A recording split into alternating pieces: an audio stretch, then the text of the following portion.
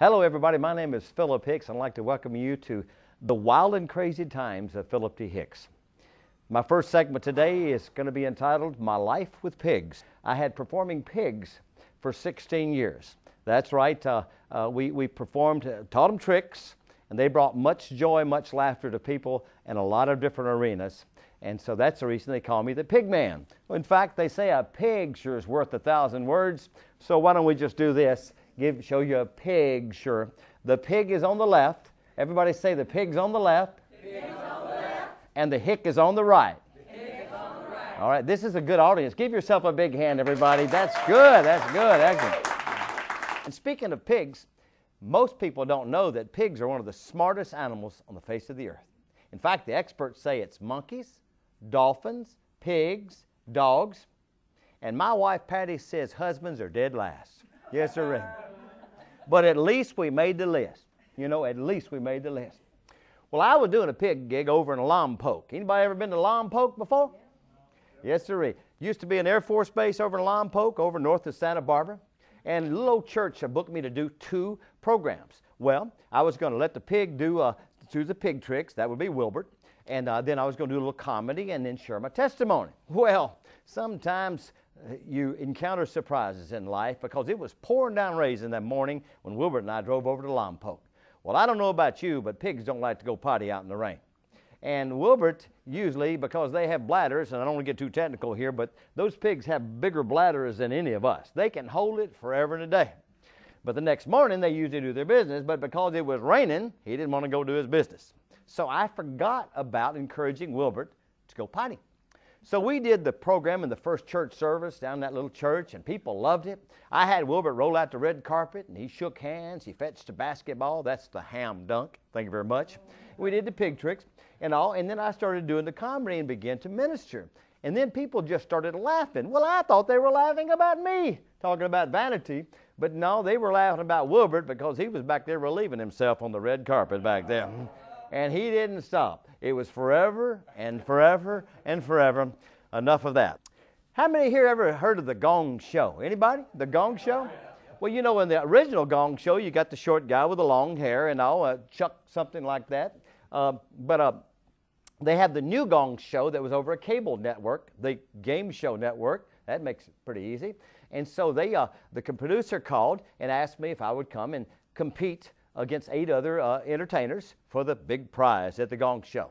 Well, we got there early, and they had all this food laying all over on the table, of course, and crumbs beneath for you, of course, and piles of meat and entrees and salads and all that juice stuff people in Southern Cal like to drink, and had big bowls of cookies, Oreo cookies, and Wilbert loves Oreo cookies.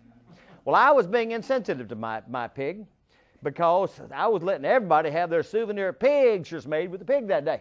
But they were sticking Oreos between their lips. Wilbert was removing it, and they were snapping their pictures, and everybody was going hog wild. Well, I was the 7th contestant out of 9 that day, and they had a dressing room back in the back for me to change. Had pig on the door, of course, for me. And it was about the second commercial breaks when the producer came out and said, "You're coming up next." About the time she said that, Wilbert started getting sick. Now, the intestines of a pig are unique. Not only are they very intelligent, but when they throw up, it's like that fake vomit. Don't mean to be too crass here if anybody wakes up. Like make it out of rubber. They went bloop, bloop. So it was very easy to clean up. That's a high point anyway.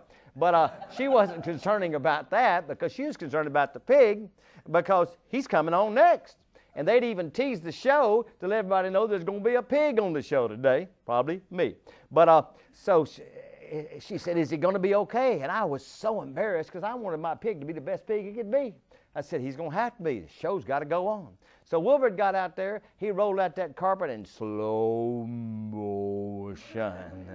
We threw the basketball. He retrieved it in slow motion. And this went on forever and a day. Seemed like 3 hours, but it was only 90 seconds. Well, I would just want to get off that stage and get packed up and head back home, but we all 9 contestants had to sit there for the grand finale or stand there, and they handed the winning check to me and Wilbert. Because people calling in from all over America, they didn't know that he was in slow motion. They just saw a pig playing basketball. Can you give it up for Wilbert? Come on now. That's what I'm talking about. How many here have seen the Oscar Mayer Wienermobile, maybe on television or something, you know? Well, the Super Bowl was coming up, and Oscar Mayer Wienermobile wanted their Wienermobile to be pulled with the green screen process in the center of, or the halftime, in the center of the football field, and they have a number of characters that would come out, including a clown.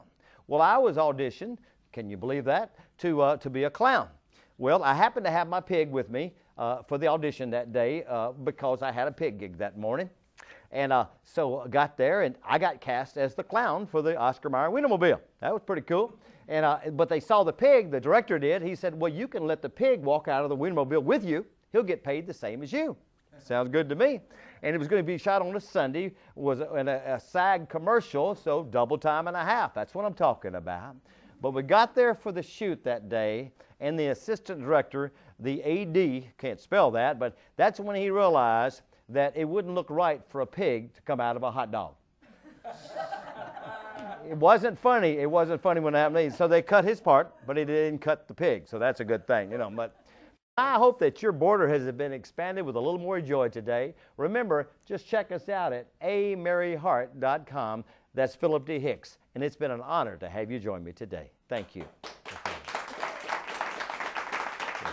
Well, thank you.